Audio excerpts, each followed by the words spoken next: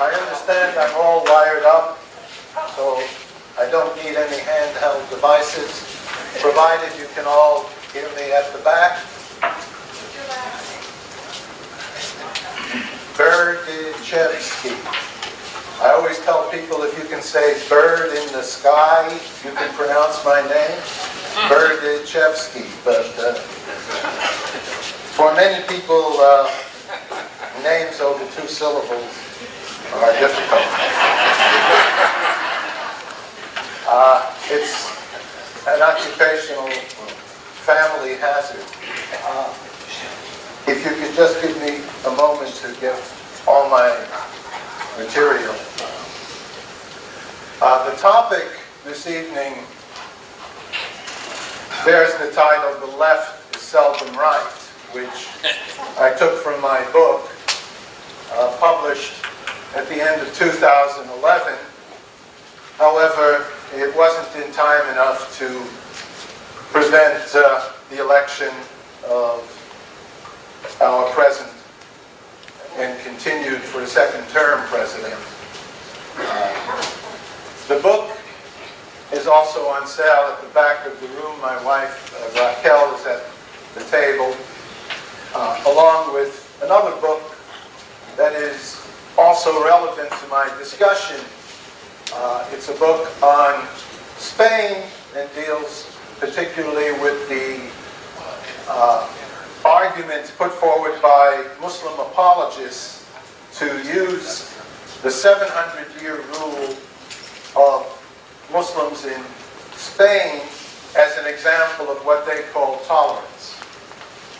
But we'll get to that in a moment. I want to thank Pamela and all of you for inviting me and coming this evening.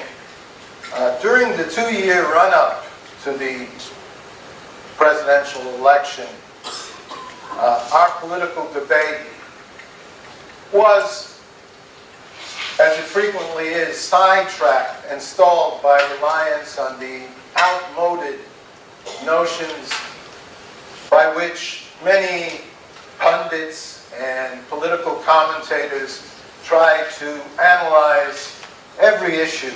These terms, left and right, no longer have the significance they once did, yet we constantly, during the last 2 years, heard debates in which these terms were constantly thrown at the public. Yet, as I hope to demonstrate this evening, there are dozens of very important issues which cannot be aligned along a straight line that goes from left to right. This is the typical view. If we had to draw a diagram, nothing could be simpler. It's a straight line ranging from fascist on the right, very conservative, Republican, moderate, blue dog Democrat, liberal, socialist, communist. This diagram has practically no relevance to understanding most issues. And if you ask many people, what do you think was the position of the left or the right on, for example, prohibition, or granting women the right to vote, or the Equal Rights Amendment, which several decades ago came within a narrow margin of winning approval as an amendment to the Constitution, by which there would be no differences at all in the treatment of men and women. What about forced institutionalization of the mentally ill? School vouchers? Where would you place these on a straight line? Well, you can't.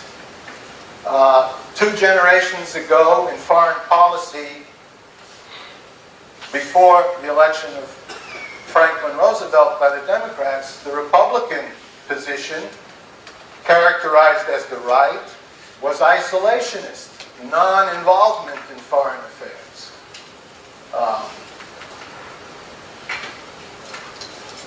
The Democrats argued for an active activist foreign policy in order to prevent further German expansionism, and as a result of the war and of course our victory, this became firmly established that the Democrats, who are liberals, are for engagement, are for an active foreign policy. Yet over the past 3-4 decades, the table has been turned and positions are reversed.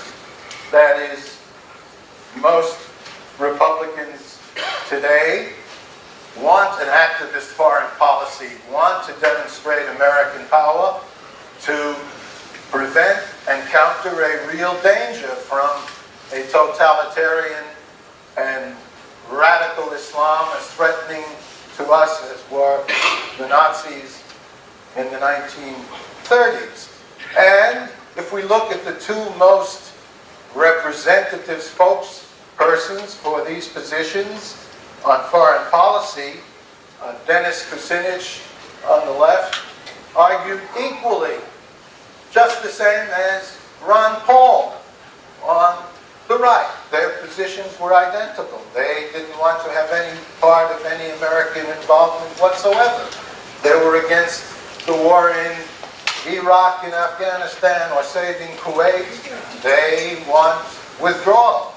And yet they are supposed to be on opposite sides of the political spectrum.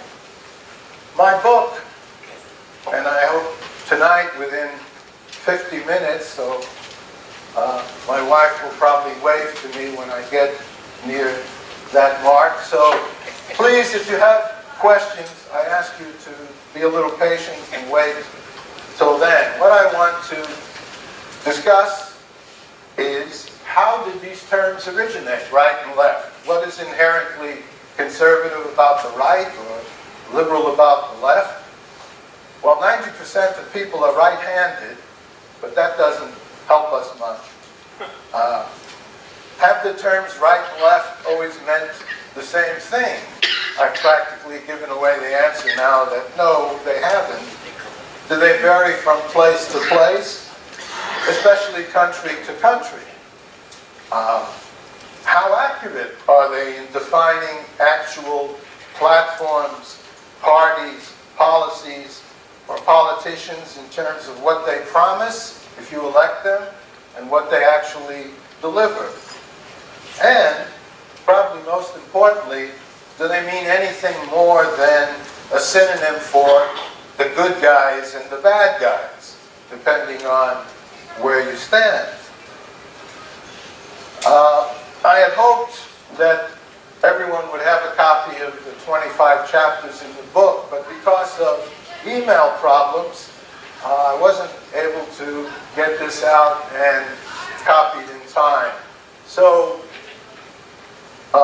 permit myself to at least acquaint you with what I discussed in the book. And of course, I'm not going to touch on the 25 topics this evening, but perhaps one or more of them is of particular interest to you, and you are certainly welcome to bring this up in the question period and ask me what is my position and how do I look at any one of these 25 issues.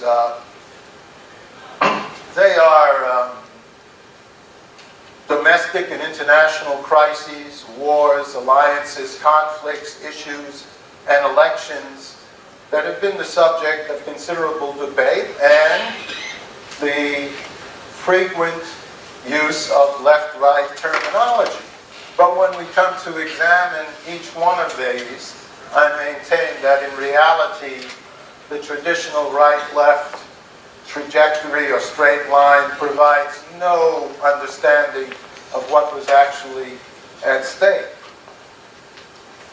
Chapter 1 discusses how this right-left metaphor began.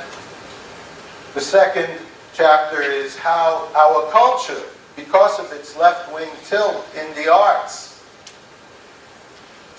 have made most Americans, and especially the young, receptive to the idea, as wrong and mistaken as it is, that left means liberal, which also in everyday speech means tolerant, considerate, generous, gracious, whereas the term right, thanks to 3 generations of American writers, film producers, actors, Hollywood stars, athletes, painters, all of whom, well, 90% of whom politically were to some degree or another active on the left, and therefore, in order to demonstrate that their art was innovative or revolutionary, felt the left is where we belong.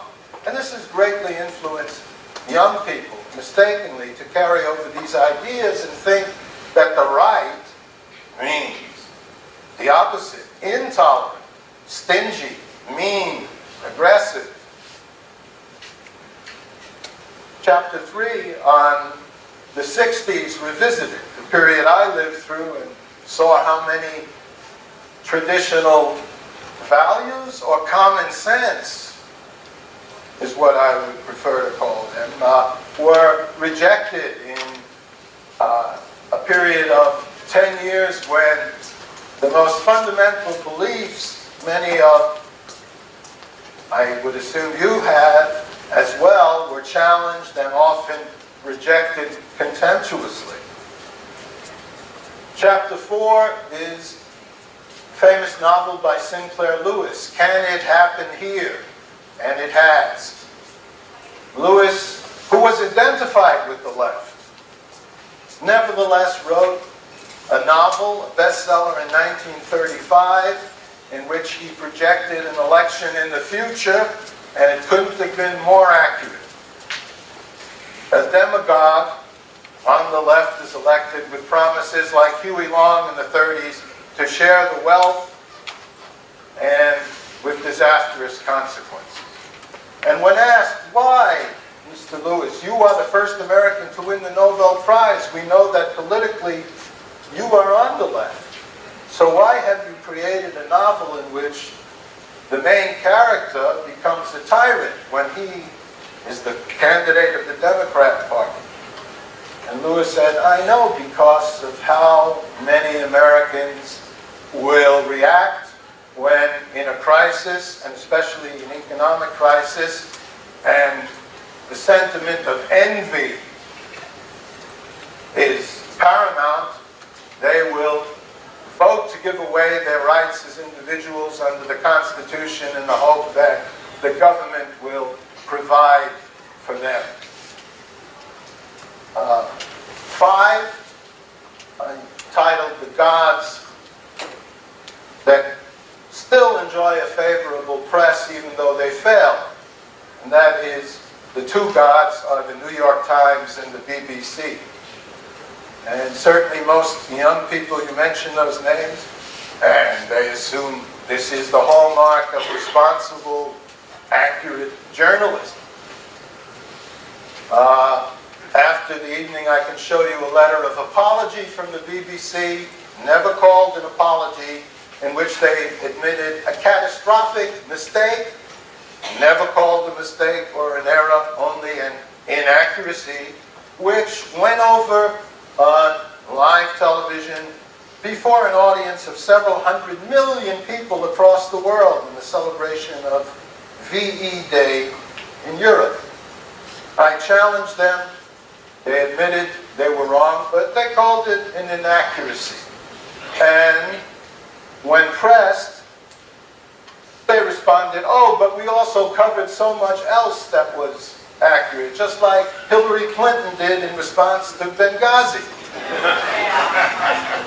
Rather than answer where the responsibility lay, who gave the order, she immediately will tell you, we have prevented, thousands of other attacks, and we have tens of thousands of dedicated workers, and we'll go on playing the part of someone who, of course, deserves to be Secretary of State.